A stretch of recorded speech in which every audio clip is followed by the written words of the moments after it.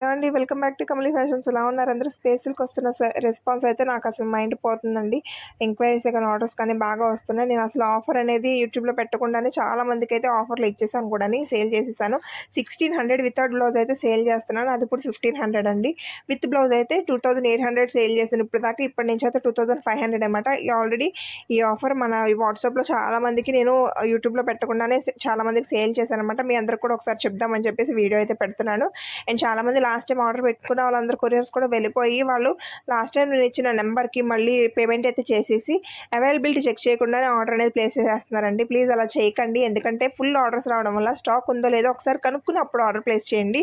ఎందుకంటే నేను కొత్త స్టాక్ తెప్పించాలన్నా కూడా ఇప్పుడు ఫ్లడ్స్ వల్ల ఎక్కడికక్కడ కొరియర్స్ ఆగిపోతుంది. నాకు కొత్త స్టాక్ రావడానికి కూడా చాలా టైం పట్టుద్ది. సో ఉన్న స్టాక్లో మాత్రమే నేను అవైలబిలిటీ అనేది చెక్ చేసి చెప్తాను. అప్పుడు మాత్రమే ఆర్డర్ ప్లేస్ చేసుకుందరు. కానీ ముందుకు ముందే పేమెంట్స్ చేసేసి ఆర్డర్ కన్ఫర్మ్ చేయకండి ప్లీజ్.